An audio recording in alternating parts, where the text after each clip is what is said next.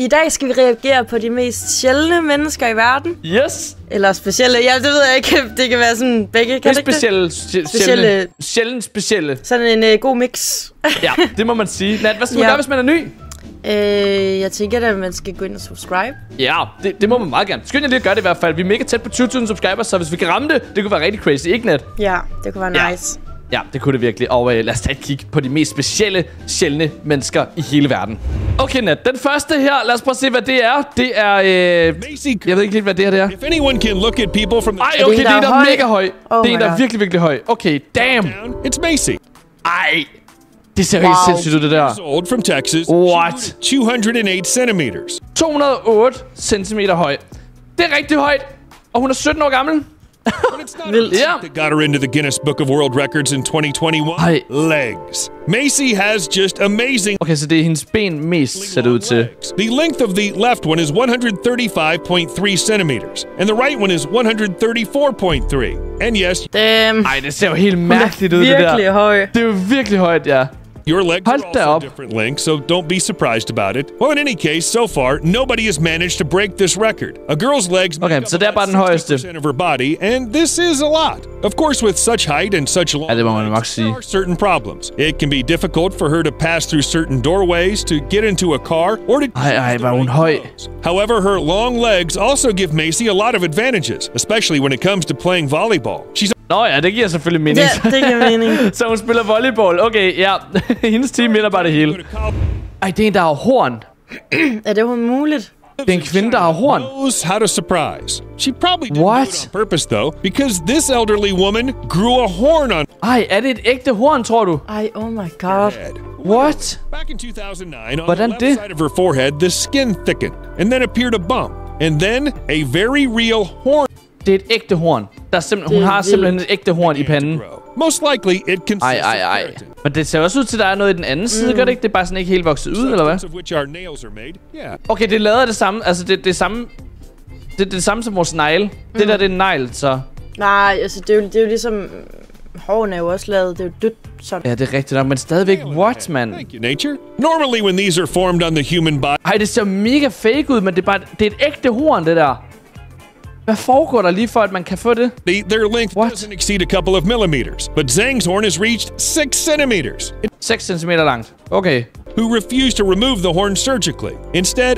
Så hun vil ikke have det fjernet, hun vil bare beholde det, eller hvad? Ja, det er da meget sejt, altså. Ja, men det er det, jeg sagde. Hun er også begyndt at få det i den anden side nu.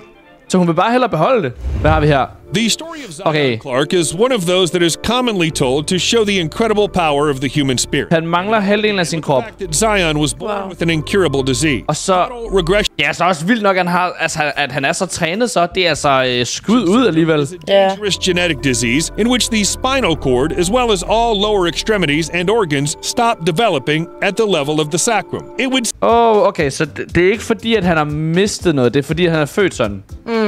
Okay, så han er født med halvdelen af sin krop.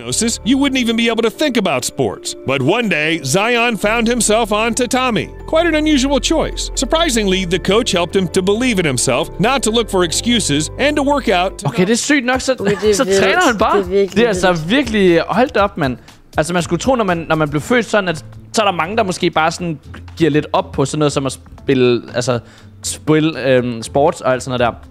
Men ham der, han træner bare. Det er altså skyde ud. Today, the guy successfully wrestles and performs in the weight category up to 57 kilograms, and Zion himself weighs about 45 kilos. That doesn't stop him. Also, a young man deliberately doesn't join people with disabilities. All Zion's rivals are the most common wrestlers, which means that he has to make... Det er lidt ligesom sådan, altså sådan, du ved, ligesom aber, de går på en eller anden måde. Ja, det er selvfølgelig rigtigt nok. Ja, det der med, at de går på det der...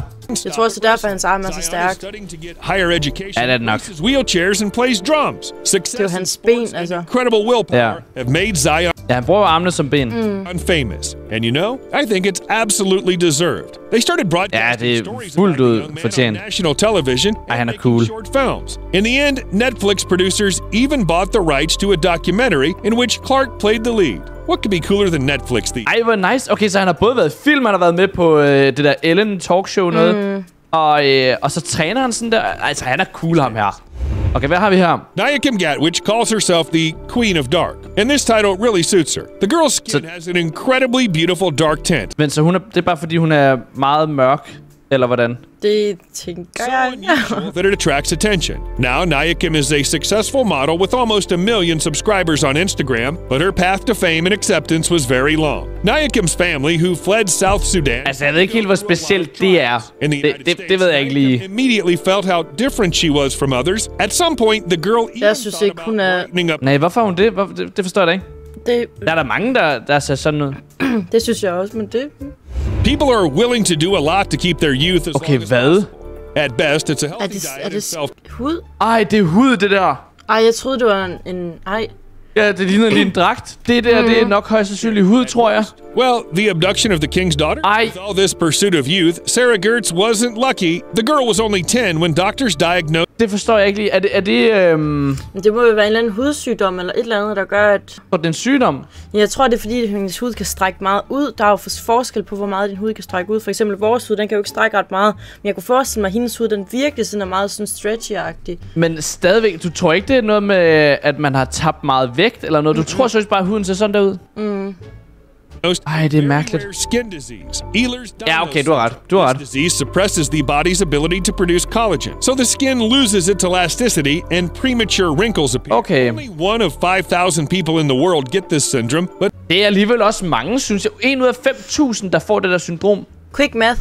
Så er der 1.200, der har det der i Danmark. Det ved jeg altså ikke helt, om jeg tror på. Jeg har aldrig nogensinde set det før. Ej, det kan jo også være, det altså genetik jo, så det kan jo være, der ikke er så mange i Danmark, der har det. Det kan være, det er mange sådan... Der er et eller andet sådan meget samlet sted, hvor der er rigtig mange af sådan nogle her. Men ja, altså... Ej, det er mærkeligt. Rare, but also severe. Her muscles and joints are weak. Her skin is soft, dry, and covered in wrinkles. At the age of 20, the girl, according to her words, looked like a 40-year-old. At 26, she was already 50. Can you imagine what emotions that caused? However, Sarah did manage to gradually cope with this disease. Ja, det er synd. Men hvor gammel tror du, hun er? Sagde de det? Kunne jeg altså forestille mig, hun var i, det ved jeg ikke, 30-40'erne måske nu. Ja, højst sandsynligt. So successfully that she decided to choose a career as a model. Ej! Oh my god. Ej. Hvorfor? Nej. Okay, det er en med en kæmpe tunge, det her. Ej, Hvordan er det muligt? But this is What? Can touch my nose. Ej! Kan du ramme din næse? Nej. Kan du? Det kan jeg heller ikke. Prøvede du lige? Det gør du også det? Jeg kan heller ikke. Det kan jeg virkelig ikke. Hun kan røre hagen. Until she shows you her tongue, because its length is over 10 centimeters. Adrian considers her tongue to be the longest tongue in the world. Oh my den længste tunge i verden. Det minder mig om en eller anden, er det en drage eller sådan noget, der har sådan en lang tunge? Det minder mig om Venom. Eller er det ikke Venom, der har sådan en tunge? Ja, det er rigtigt, ja. But it's also not bad. She can touch her nose, chin, elbow, her Hun kan røre. Hun kan røre. Oh my god. to write the results down. Well, if you're wondering how Adrian could grow a tongue Hun kan slække sin albu. Det vil jeg gerne kunne. Det vil jeg. Okay, prøv lige at gøre den her. Kan du gøre det? Nej, overhovedet ikke. Det kan jeg overhovedet heller ikke. Det kan jeg virkelig ikke. Seriøst, det er jo crazy. Here's the answer. It's all about genetics. Then Vicky Lewis. Er det hendes hage, der er så kæmpe? And then her life completely changed. A rare genetic disease, cherubism, which only 200 people in the world have. Der er 200, der har det i verden. Okay, så det er noget med hendes hage, er det ikke det? Part of her face. It wasn't easy growing up with such an unusual appearance. Not only jo, det er hendes hage. Okay. Adults reacted to Vicky, and by adolescence, the disease got worse. Jeg tror også, det er noget med hendes øjne at gøre opstille mig. Altså sådan, jeg ved ikke, hvad det er. Jo, det er også øjnene. Jo, det er det. De buler os ud af. What? Okay, så det er både hagen og øjnene. The eyes, head, and ja, hun har ondt. Sinuses. It'd seem that with such a set, you can only shut yourselves forever from everything and never talk to people again. But Vicky did the impossible. No, really, I didn't believe it when I read it. Not only did she stop worrying about the reaction of others, Vicky managed to love herself. And this is not a metaphor. Altså, det er da også lidt tarveligt at sige sådan, at... Altså, jeg ved ikke, om du hørte, hvad det var, det lige sagde, men de sagde jo det der med, at når man ser sådan ud, så er det næsten umuligt at gøre det her, hende her, hun har gjort. Men hun har formået at elske sig selv. Men jeg tror, det er fordi, der er mange, der ikke føler, de er pæne, og så tror jeg, der er mange, der sådan vil tage afstand fra alle mennesker. Men alligevel også at sige sådan, hun har gjort det umulige. Hun elsker sig selv. Men er det ikke fordi, at alle de 200 eller 199 andre måske har gjort det? Jo, men det kan selvfølgelig godt være. Ja. Men stadigvæk, altså, det er jo aldrig umuligt ikke at være glad for sig selv. Og det er bare mega fedt. Altså, det er mega sejt gået. Men sådan at sige, at man har gjort det umuligt. Ja, okay. Not an exaggeration. When the girl was offered to perform an operation to reduce her jaw, she said no. Vicky says she's used to the way she looks, quite satisfied with her face and even proud of her unusual appearance. Så hun vil ikke have det opereret væk eller noget. Hun ser bare sådan ud. Has only made her stronger.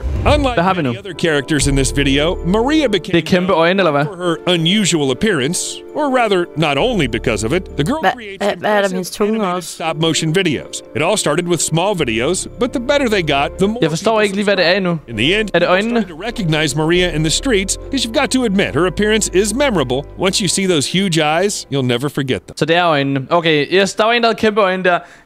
Nat, hvad for noget af det her synes du, der var mest utroligt? Jeg tror, det er hende, der er pigen der, faktisk. Jeg synes, det er... Hun var virkelig høj. Virkelig vildt at være så høj og have så langt. Det er crazy. Jeg synes også, det var sejt med ham der har trænet så meget med kun en halv krop. Det synes jeg også var cool. Så, men ja, skriv det ned i kommentarfeltet, hvem I synes, der var mest specielle, eller sjældne, eller vilde. Og tusind tak, fordi I så med. Husk at subscribe, hvis I er nye. Og Nat, hvad skal man ellers gøre? Har du sagt like? Nej, det har jeg ikke sagt, Nat. Nå, så skal de like. Ja, like videoen, det må I meget gerne. Og så ses vi i næste video, ikke Nat? Yes. Hej hej. Hej hej.